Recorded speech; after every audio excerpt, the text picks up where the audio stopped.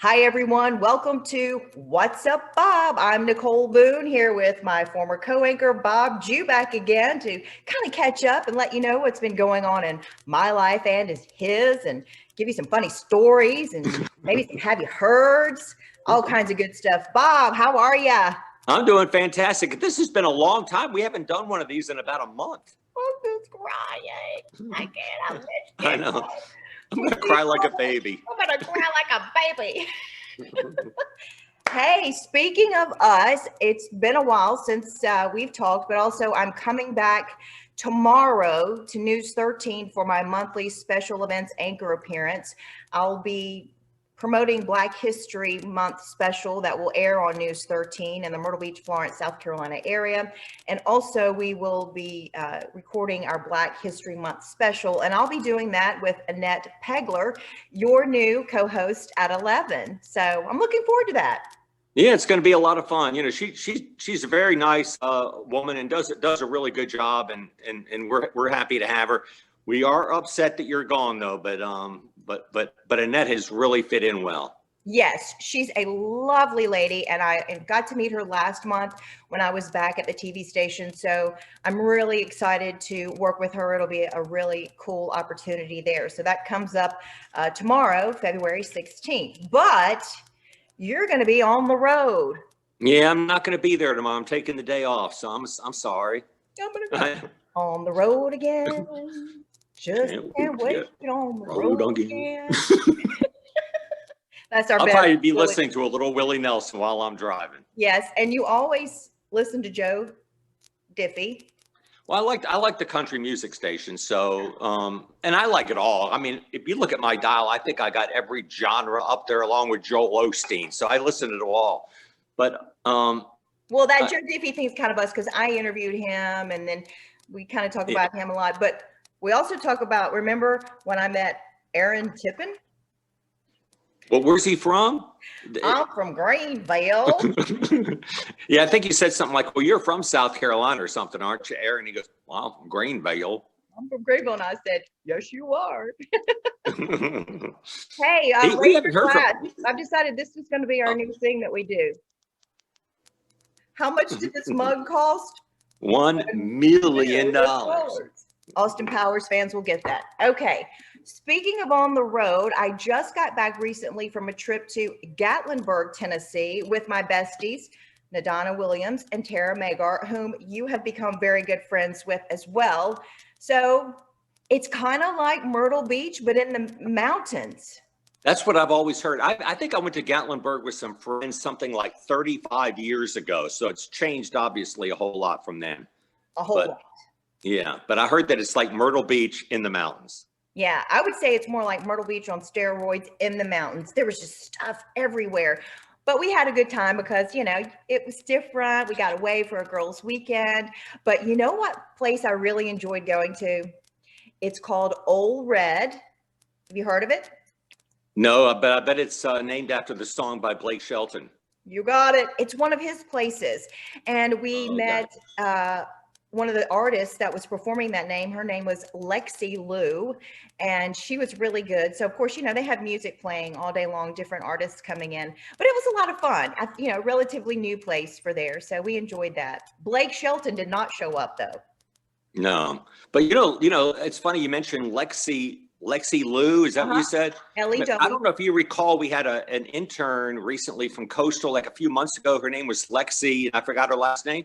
She's working for one of the Charleston stations now and doing some on-air work. So that's the sort of thing that I mean, I like everything about this business. Sure. But I really like that when a very nice young person learns something from us and then goes on to another station and then does what we do, it makes you happy.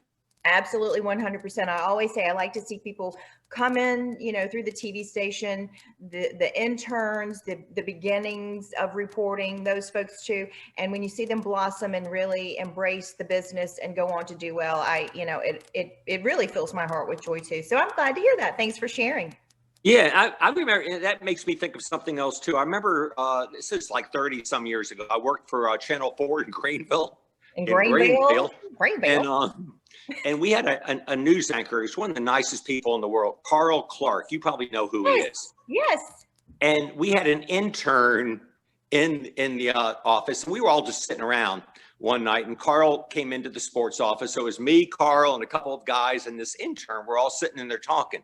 So Carl, of course, he seems so old. He's probably younger than I am now. But he goes, well, Susie, how do you like your internship so far? And before she could answer, a buddy of mine in the sports office said, well, she knows enough not to get in this business. And he was making a joke. Right. But Carl Clark, being the gentleman and the professional he is, laid into him. Oh, I think he thought maybe the guy, I think he thought he was serious. He was talking about how this business is important, what we do is important, and it should not be trivialized. And I don't ever want to hear anything like that out of you again. And I was just sitting there, me and the other guy from the sports team were just sitting there thinking, I am so happy I didn't say that. Yeah, I do think I'm going to keep my mouth shut on that one. No kidding. That's so funny. Yeah. But he's such, and I think Carl's still alive. He's probably up in his 80s, but he's a legend. Just the nicest person you'd ever want to meet in the business. Just like you, Bob. Well, I think he's nicer than I am. Wow, that's debatable. Hey, recently you did something fun. You did some axe throwing in Florence, South Carolina. What was that all about, Bob? Well, basically, it was because a couple of good friends of mine who are also good friends of yours, Patricia Burkett and Ashley Daniels, who worked with us. Trish was on the air for a long time, but and her husband, Chip, they all wanted to go axe throwing in Florence. So I said, oh, what the heck? I've never done that. So I went up there and we went axe throwing at this place on West Palmetto Street. Went to Redbone first and then went axe throwing. It was a lot of fun. It was really good, though, to catch up with old friends. Yeah, of course, Redbone. Allie's been there forever. It's a staple restaurant in Florence, locally owned, phenomenal restaurant. And axe throwing is the new thing in Florence. I like that. How did you do? Did you do okay? I've done that before. No, I didn't. It was one of those things I was able to hit the target every time, pretty much throw the axe where I wanted to. That was not the problem. The problem was get the rotation down just right. And, right. I failed miserably on that, but it was fun. Good. Well, Ashley, Trish, and her husband Chip, great people. We love them all. I'm glad you got to spend some time with them. So that's good.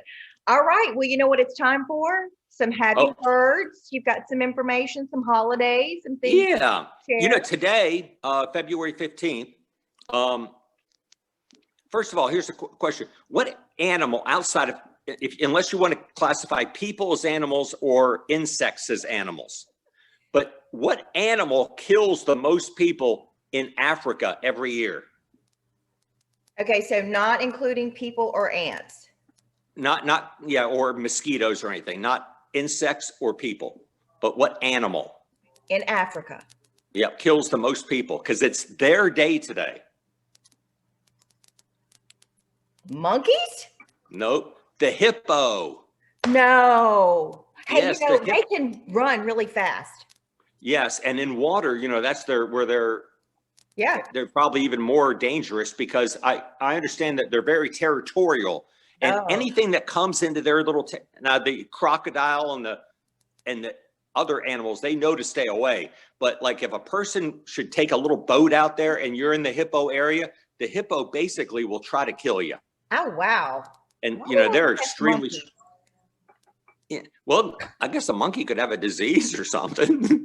On your head. But the hippo seems so docile, but it's exactly the opposite. And today is Hippo Day. Hippo Day, I like it. All right. Also, Jane Seymour is 70 years old today. Dr. Quinn, medicine woman. Yeah, I used to watch that all the time. That was on CBS. Yep, that's right. Tomorrow is Do a Grouch a Favor Day. Do a grouch a favor day. So you'd have to just do something kind, something for somebody who's just grouchy all the time? Maybe so. That kind of makes me think too. I know there are things that kind of get you down, but just to be grouchy all day for no particular reason is ridiculous. Yes. Like I you're agree you're with- grouchy about the weather, you're grouchy about traffic, you're grouchy about this. You can't do anything about that. No, So and no it's- one wants to be around a grouch, really. No. Maybe that's why no one's around me anymore. No, but I'm just kidding. You're not a But- grouch. But also then that's tomorrow, and then Wednesday is Random Acts of Kindness Day. I love that day. I do that kind of thing all the time, though. Do you? Good. Well, I think so. Of course you do. Like, I just, try. okay, here's an example. I went to the grocery store last week. There was a gentleman coming with his grocery cart, getting ready to put it back in the rack. I said, I'll get that for you. And I took his. That's a random act of kindness, right? That's exactly what you should be doing more of, especially on Wednesday. On Thursday, we can just go back to, yeah. And also, Thursday is Dale Earnhardt's 20th anniversary of when he died. So that's negative. But a couple birthdays on Wednesday of local people. Levon Kirkland Oh, yeah. from From Lamar. Lamar, yeah. Went to Clemson, NFL career. It makes me feel old because I remember him when he was in high school, but he'll be 52 tomorrow, Wednesday, 52 Wednesday. And Yeah. Vanna White, 64 on Wednesday. We love her. Yeah, she's, North Myrtle Beach. She's amazing. you know, I've only met her one time, but what made me think, and this really made me, I don't know if you remember this. It was probably about close to 10 years ago, but Wendy Redmond, Yeah. who worked with us, went out to the Myrtle Beach International Airport to do a story on a service member coming home from overseas. Yeah. And there was a big crowd there to welcome them there. And Vanna White happened to be on the plane. I remember this. Yes. Or wait, she was on another plane, I think, but she was getting her luggage and all that. And she asked someone, well, what's going on? And they said, well, our cousin is coming home. Yeah. It's a homecoming for, and Vanna White was with a friend of hers, and the two of them stayed for like an extra half hour to join in on that homecoming. I heard that. And that's what Wendy said. And ever since then I've said, well, I like Vanna White even more now. Yeah, that's a very cool thing to do because she could have said, just, blown that off and gone on her merry way. But Yeah, she could have said, oh, that's nice. Tell him I said hello. But Yeah. you know what? she stayed. She stayed and stayed. It's not like she stayed just for 5 minutes. She stayed like half an hour, waited for that plane to come in and took part in that celebration too. And she didn't have to do that. You know what that says? She's a good Carolina girl. That's right. Down in her Right. soul. Grand Strand, born and bred. Well, those are good, Bob. Well, I guess we're going to wrap it up. So I'll miss seeing you at work tomorrow. So maybe you'll be there in March. But I'll make a better point of coordinate my schedule. So until I see you again, we hope you have a $1 million day. Yeah, 2 million. All right, I hope you do too. All right. Well, folks, that's going to do it for this edition of What's Up, Bob. Until we see you again, we hope you have a great day. Bye.